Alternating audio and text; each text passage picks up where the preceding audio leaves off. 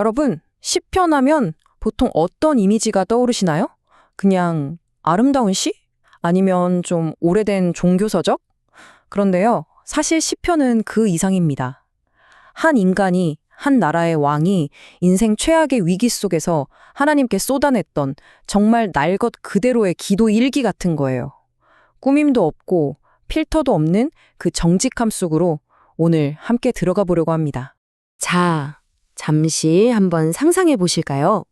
만약 내 인생의 모든 것이 한순간에 와르르 무너져 내린다면 바로 그 순간 여러분의 입에서는 과연 어떤 기도가 터져 나올까요?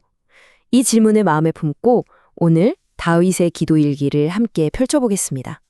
이게 얼마나 절박한 상황인지 감이 오시나요? 이스라엘의 왕이 될 사람이 목숨 하나 부지하려고 적국의 성문 앞에서 미친 사람 연기를 하면서 수염에 침을 질질 흘려야 했다는 겁니다. 오늘 우리가 살펴볼 시편들은요, 바로 이런 굴욕과 절망의 가장 깊은 바닥에서 터져 나온 피눈물 같은 기도입니다. 그럼 다윗의 기도 일기 그 첫 번째 장을 함께 넘겨보겠습니다. 제목은 절망의 골짜기예요. 시편 31편과 35편을 통해서 마치 깨진 그릇처럼 완전히 버려졌을 때의 그 깊은 상실감과 고통을 함께 느껴보려고 합니다. 깨진 그릇, 정말 가슴을 후벼 파는 비유죠. 더는 아무 쓸모가 없어서 그냥 버려진 토기 조각 같은 신세. 친구들에게, 이웃들에게, 심지어는 나 자신에게도 죽은 사람 취급당하면서 존재 가치를 완전히 부정당하는 그 끔찍한 고통을 다윗은 이렇게 표현하고 있는 겁니다. 그런데요, 고통은 여기서 끝나지 않습니다. 다윗을 이렇게 공격했던 사람들이 그냥 모르는 사람들이나 원수가 아니었어요.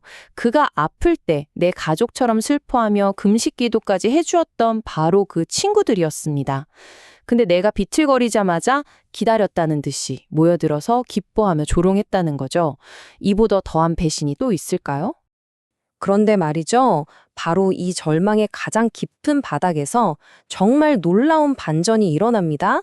다윗은 자신의 감정과 이 끔찍한 상황에 그냥 주저앉아 버리지 않아요. 여기서 우리는 아주 중요한 진실을 하나 발견하게 됩니다. 믿음이라는 건 그냥 기분 좋은 느낌이나 감정이 아니라 이런 절망 속에서도 하나님을 바라보기로 결단하는 의지적인 선택이라는 사실을요. 이 구절의 핵심, 바로 그러하여도 나는 이라는 선언입니다. 하지만 나는 상황은 최악이고 내 감정도 엉망이지만 그럼에도 불구하고 나는 주님을 신뢰하겠습니다. 그리고 이렇게 고백하는 거죠. 내 앞날이 주의 손에 있습니다. 내 인생의 시간표와 미래는 저 원수들 손에 달린 게 아니라 바로 사랑의 하나님 손에 달려 있다는 강력한 믿음의 선포입니다. 자, 지금까지 외부의 적으로부터 오는 고통을 살펴왔다면 이제 두 번째 장에서는 다윗의 시선을 따라 우리 내면의 고통으로 한번 들어가 보겠습니다. 시편 32편은요, 숨겨진 죄가 주는 그 무거운 짐과 그걸 고백했을 때 찾아오는 놀라운 해방감과 기쁨을 우리에게 생생하게 보여줍니다. 이 표를 보면 정말 극명하게 드러나죠? 죄를 짓고 입을 꾹 닫고 있었을 때 그의 영혼은 거의 지옥과 같았습니다. 죄책감이 스트레스가 돼서 뼈가 삭고 몸의 진액이 바싹 마르는 고통을 겪었죠. 하지만 그가 내 죄를 자복하겠습니다 라고 결심한 그 순간 어떤 일이 일어났죠? 하나님은 1초도 망설이지 않으시고 곧바로 즉시 용서하셨습니다. 그렇다면 진짜 행복은 뭘까요? 다윗은 세상의 기준을 완전히 뒤집어 버립니다.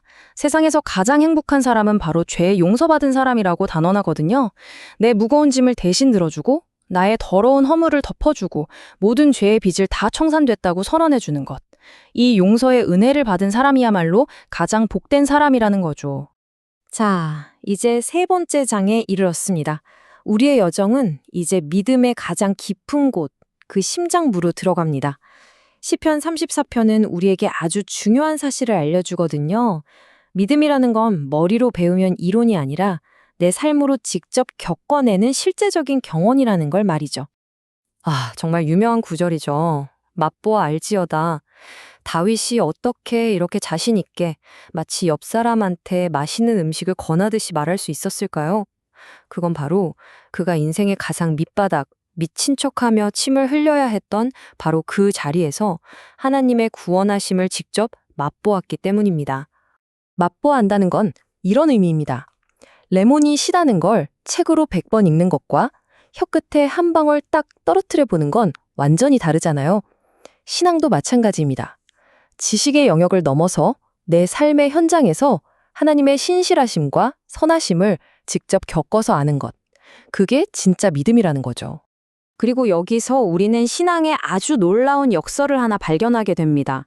우리는 흔히 내가 강하고 완벽해야 하나님이 함께 하실 거라고 생각하지만 성경은 놀랍게도 정반대의 이야기를 하거든요. 바로 이 말씀처럼요.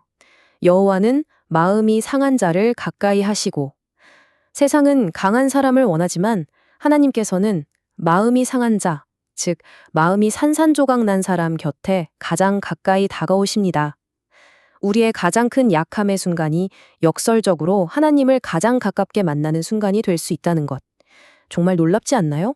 어느덧 4번째 장에 이르렀습니다. 개인적인 고통의 골짜기에서 벗어나서 이제 시야를 활짝 넓혀 산 정상에 한번 올라서 보겠습니다.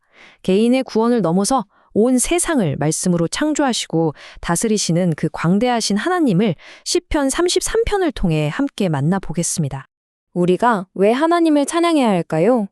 그분은 말씀으로 온 세상을 창조하신 분이기 때문입니다. 빛이 있으라 라는 그 말씀 한마디가 그냥 소리가 아니라 무에서 유를 창조하는 실제적인 능력이었다는 거죠. 그리고 우리를 구원하시는 그분의 능력이 바로 이 창조의 능력과 똑같다는 겁니다. 사람들은 보통 뭘 의지하며 살아갈까요? 나라들은 거대한 군대를 믿고 개인은 돈과 권력을 의지하죠. 다윗 시대의 군마는 오늘날로 치면 최첨단 스텔스 전투기 같은 거였어요. 승리를 보장하는 최고의 힘의 상징이었죠. 하지만 성경은 아주 단호하게 선포합니다. 군마, 즉 세상이 의지하면 그 어떤 강력한 힘도 우리를 구원하는 데에는 헛된 것이라고 말입니다. 결정적인 순간에 그것들은 우리를 구해낼 수 없다는 선언이죠. 그렇다면 우리의 진짜 도움은 어디에 있을까요? 시편 기자는 고백합니다. 세상이 군마를 의지할 때 우리는 오직 여호와 하나님을 바라고 기다립니다. 왜냐하면 그분만이 우리의 진짜 도움이시며 진짜 방패가 되시기 때문입니다. 자, 이 모든 여정을 마무리하면서 마지막 질문 앞에 우리 함께 서보겠습니다. 여러분의 미래, 그리고 여러분의 시간은 지금 누구의 손에 들려 있습니까? 시편 31편은 이 질문의 전적인 위탁이라는 답을 줍니다. 이건 내가 꽉 쥐고 있던 내 인생의 운전대를 하나님의 손에 완전히 넘겨드리는 거예요. 예수님께서 십자가에서 스데반이 순교의 자리에서 드렸던 바로 그 기도입니다. 결국 이 모든 이야기는 이 한 문장으로 요약될 수 있습니다. 다윗의 이 위대한 고백은 절망의 골짜기에서부터 시작된 그 길고 긴 여정의 최종 목적지입니다. 나의 시간, 나의 미래, 나의 모든 것은 하나님의 손 안에 있습니다. 오늘 이 여정을 마무리하면서 이 질문을 여러분 각자의 마음에 한번 남겨두고 싶습니다. 수많은 두려움과 불안, 나의 계획과 염려 속에서 오늘 당신의 시간은 과연 누구의 손에 놓여 있습니까?